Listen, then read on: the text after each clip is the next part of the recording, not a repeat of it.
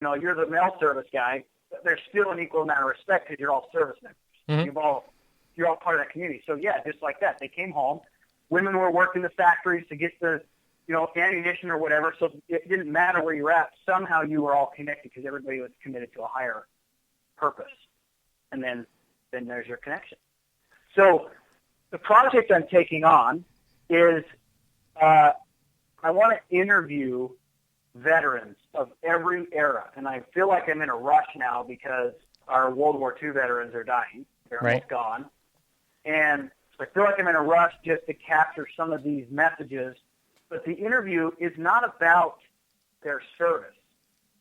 Like, there's a lot of great documentaries and interviews out there with soldiers, warriors, warfighters of all different branches, of all different eras about their actual service and experience in combat. I want to interview them on what coming home was like. Mm. And then what did they do when they got home? Because I think I believe, if my theories are right, the solution or the answer that we're going to find is in the experience of coming home. And look, I know Vietnam veterans who came home just like every other Vietnam veteran was slapped and kicked and called, all the terrible things they were called and spit on, and yet they lived a happy, fulfilling life because they went out and created a purpose for themselves. Right. You know what I mean? So it's not just that everybody in Vietnam is having a hard time.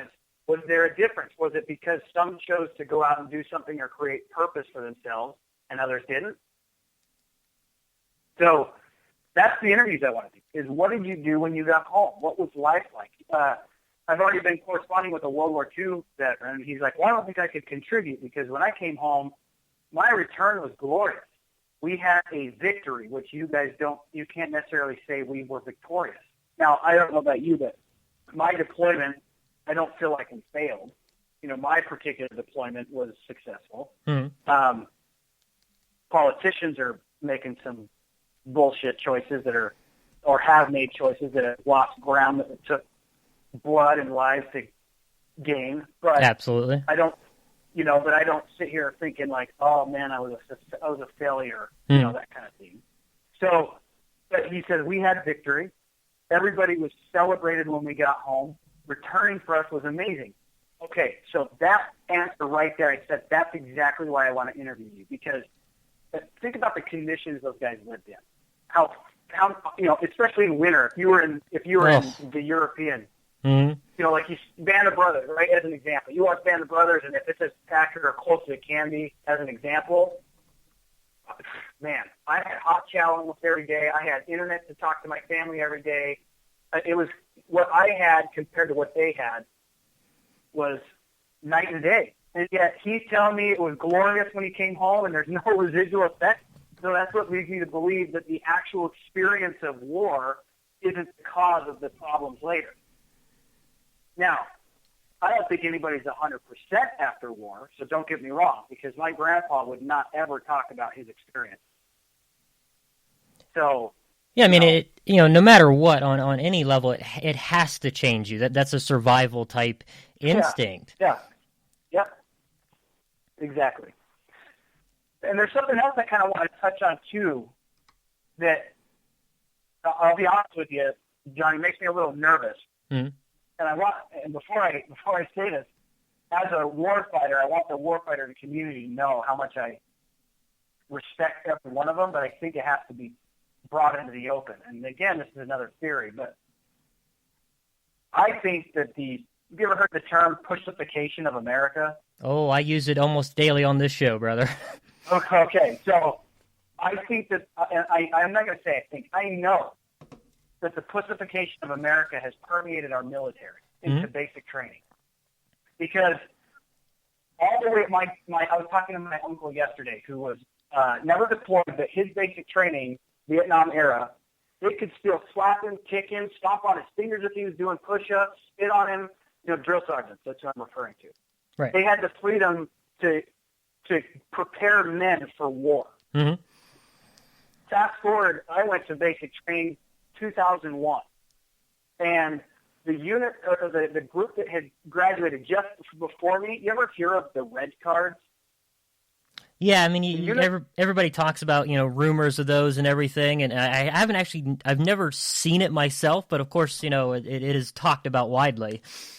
Sure, and it could have been, who knows, maybe it was just a fun story that the drill sergeant told us just to for whatever reason, right? But what I know, what I experienced personally, is I was MEC NCO, 54 Bravo when I was in, and I know they've changed the nomenclature now, but that was what I went for. So I was training side by side with females start to finish. I was the one station unit training was 6 months long, but in basic training, because of equal opportunity, we were instructed that when the females could so when the drill sergeants were smoking us, right, if we screwed up or just for fun, right, when the females could no longer keep going, they had to stop and not push the rest of us. Because if they continued to smoke the men and not the women, now they were out of alignment with EO, equal opportunity, and they could get in trouble. Are you kidding me? Men are bigger. We're built stronger. Look, I'm in the CrossFit world.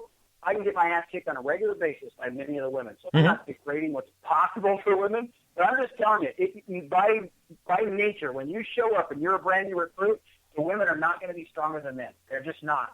But when drill sergeants have to stop training you to be a warrior or to go to combat because of equal opportunity. So I bring that up because I also wonder if that has something to do with it. I don't know, but these are all, like you said, I'm looking at it from a different perspective. Yeah. Because if we only look at it from one angle, we're probably not going to find a solution. Well, that's just it. I mean, we have to approach everything with a big picture, and let's face it, this is, of all the issues our community deals with, from stigmas and fears and hatreds, and, to the issues to VA, I mean, the list is a mile long, but the very top of it, the most pressing has to be this epidemic of suicide.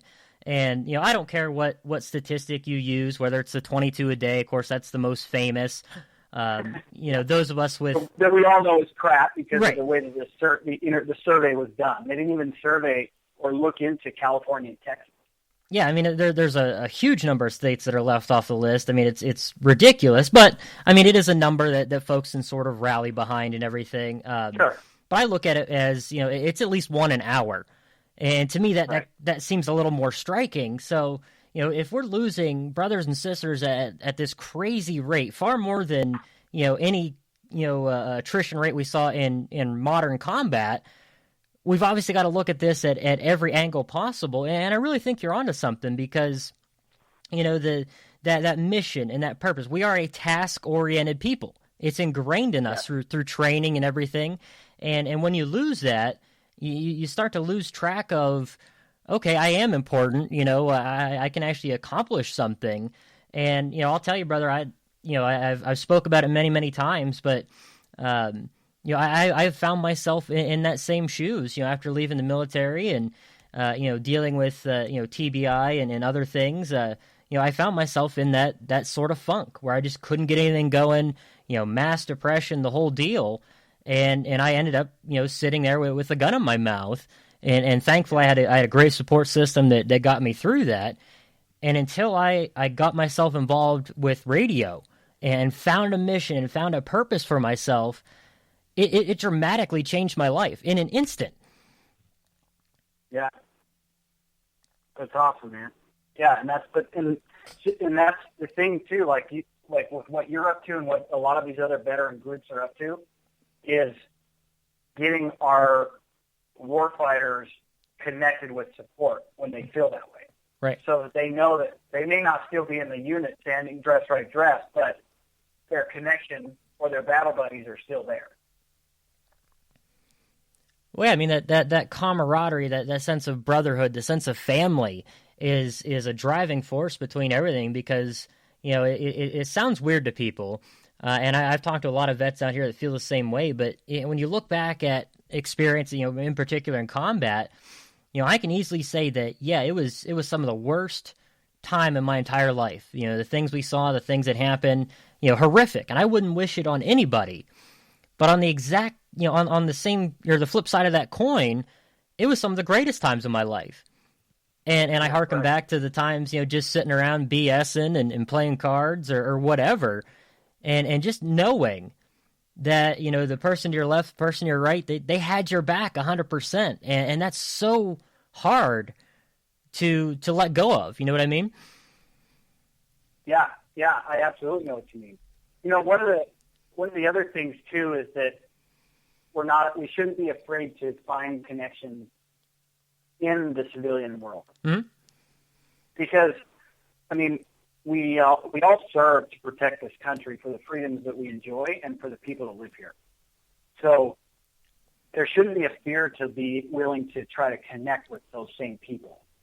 Now, we may not totally connect or get along with some of the things that they do or say or whatever. Like, we'll always have that different way of seeing the world because of what we've done. But we did it for them. Mm-hmm. We did it for our families. My wife's not a war fighter. She's a civilian, and I love her to death. And my girls are not war fighters, but I love them to death, so I connect there. And what I found when I started going to CrossFit is not only did it release those hormones, but it also released the hormone that I'd lost of serotonin, the connection. Because when I was doing those intense workouts, somebody was there cheering me on who happened to be a civilian. Well, now all of a sudden I have a connection with a civilian. Right. That I hadn't had, And so not being afraid to allow people in is a big part of that, of finalizing or bringing the circle around. Still maintaining what you've learned, but not being afraid to let people in. Absolutely. And, one of the things that, another issue that we have to address is that, bridging that gap between, the civilian nation and the warfighter nation. And, there are amazing, just incredible civilians out there who are doing such good in our community. And, it kind of shames me sometimes to see brothers and sisters push back against them. Oh, well, you didn't serve, you can't possibly understand. And there's a little bit of value to that statement, but we have to embrace the fact that, okay, maybe they won't 100% understand, but they're trying. Right. And that kind of gets lost, I think. Yeah, they're trying, they're willing to, they're going great lengths to try to find out how they can relate to us. You can't shame them for that, It's like, okay, awesome, thank you, and you just connect where you can. So the other part of the project, too, is also starting to shed light on all of the good that the veterans are doing. Yes. You don't really see a lot of that. Everything the news talks about is PTSD and all of this other doom and gloom. Yeah. When's the last time you saw an entire program dedicated to the businesses and the jobs that veterans are created? Mm-hmm. It's just not focused. Well, yeah, and some of that is agenda-driven, and a lot of that contributes to, those stigmas and things that, so many of us face every single day, and it's almost a discriminatory type thing in some avenues. And yeah, I think this focus on positivity could go, just gangbusters to helping, both that connection between civilians and warfighters, and then just that personal worth sort of thing. Yeah. And again, if your whole project here is about comparing the eras. And yeah, you have to harken back once again to the greatest generation, those World War II vets, and they did have the focus when they came home and they were starting businesses, and they went right back to work, whether it was on the farm or whatever, and everything just dramatically changed because we were coming out of a depression at the same time. There was so many levels to this thing, and so everybody was able to focus on the positive. And, I guess through, 24/7 media, social media, the whole deal, it's really easy to get caught up on the negative side of things now. Right. Exactly. Yeah. I think what you said was really valuable too there, Johnny, is that, and that goes for us as warfighters as well, and especially those of us who have a voice that people are listening to, like your radio show, is that we don't just focus on the downside, but start talking about possibilities. Mm. You know, it's so easy to get wrapped up in everything that our government is doing wrong. Right.